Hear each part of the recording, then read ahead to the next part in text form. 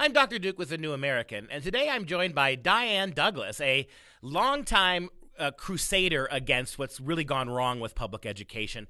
She is a former superintendent of Arizona Public Schools, the highest educational position in the state of Arizona, and got very little done because you had a Republican governor. Let me repeat that. You had a Republican governor who would not let you affect any meaningful change to the system. So, Diane, let's start talking here because there are a lot of people out there who naively believe, you and I have encountered them across the country, that, the schools are they're broken, but they can be fixed. That with maybe electing more Republicans, or maybe if we could get Donald Trump motivated, we're going to fix this problem. Please explain what happened to you when you became the Secretary of Education for the entire state of Arizona. Well, first, I would say, if I may, thank you very much for allowing me this opportunity. The schools really aren't broken. The schools are achieving exactly what they were designed to achieve, and people need to realize that. But I was on the school board when Common Core came in. It was unlawfully adopted here in Arizona, and I had no intentions of running for superintendent, but I just went out on a speaking tour, if you will. I went to Tea parties, Republican parties, trying to warn people about how much worse this next iteration with Common Core was. Ultimately, I ended up running. Our governor was a candidate then in the general election. I don't think he knew much of anything about Common Core until people started asking him about it. And he said, of course, we'll get rid of it. We'll get rid of it. I was in office 2 to 3 weeks. It was before my first state board of ed meeting in January of 2015. And we received a phone call in my office, a message for me. I will call it an emissary from the governor that basically said, tell Diane that Common Core stuff was really cute, but the campaign is over now and Common Core isn't going anywhere.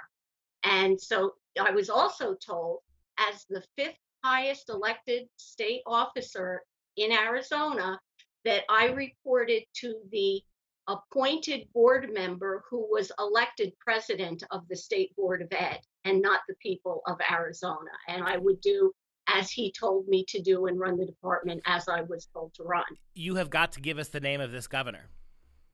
I know It people. is He is currently our Yep. governor. He was reelected, Doug Ducey. Douglas Ducey. And I want to make this clear. I want to say this, that your governor did not only betray the people of Arizona, he lied to them.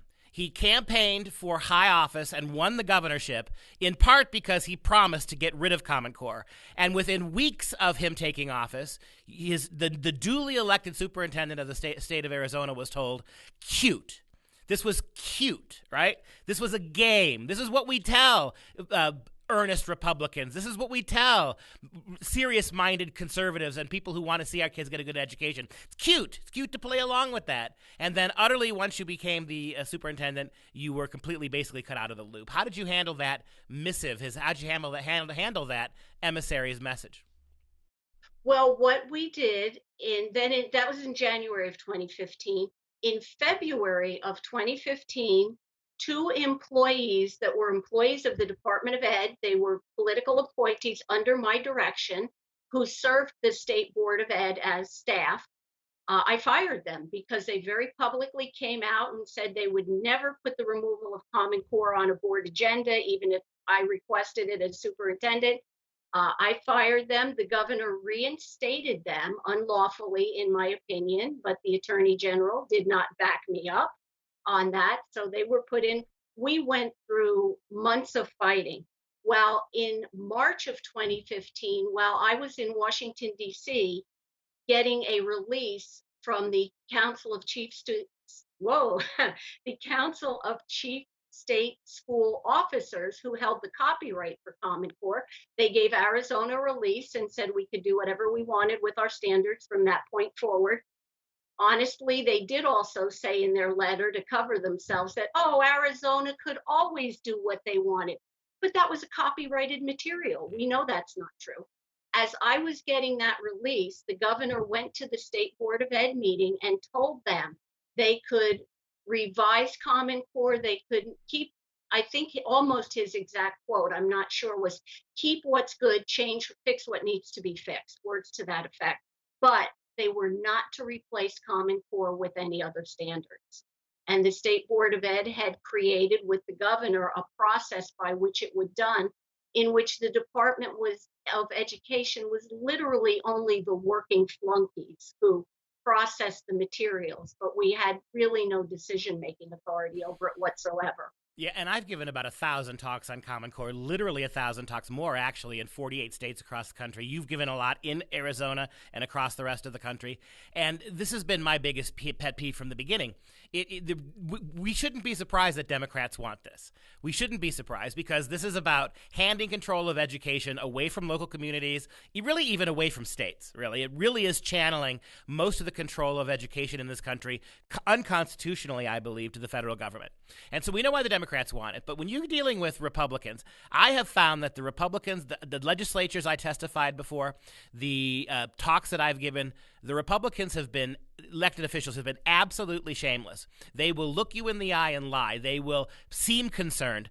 But the minute your back is turned, they don't have the slightest impetus to remove this, because they're Beltway people too. The control and power is the juice that keeps our politicians running in Washington. What I have found, and what surprised me the most, the Democrats want to control education. And I would warn parents, yes, absolutely, federal intervention is unconstitutional in my opinion, but don't doubt at the state level, at the local level, the schools are being controlled by the government. Yeah. Well, it's government monopoly, no doubt about it. That can take as much of your money as it wants in order to run its monopoly. But what I found was the Democrats want control. What all that the Republicans want is, and this appalls me, what they call human capital. They want job training, not true education, just so that our children will become complacent worker bees for industry.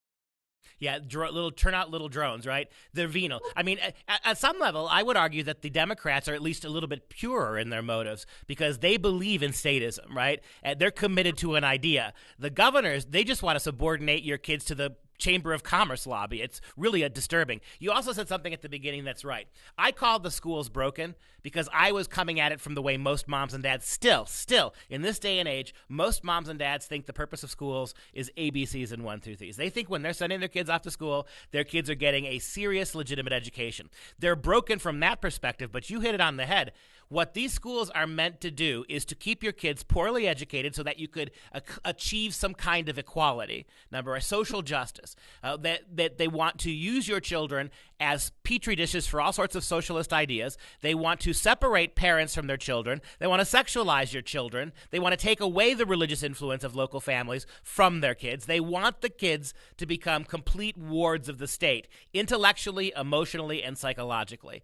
And so here we are, and this should be obvious to everyone. You are an example. I can't tell you how many people have told me, you've got to run for state DPI. You've got to run for the superintendent of public schools. Are you kidding me? I mean, you've got an entire bureaucracy at the state, at the district level with all the administrators. Then you've got the entire state apparatus gunning for you. Then you got all this pressure and all this threat of withholding money if you don't keep towing the line at the federal level. It's a complete, parents, you have to recognize how completely, utterly, and entirely this is a system you can't escape from now, and you can't change it from within.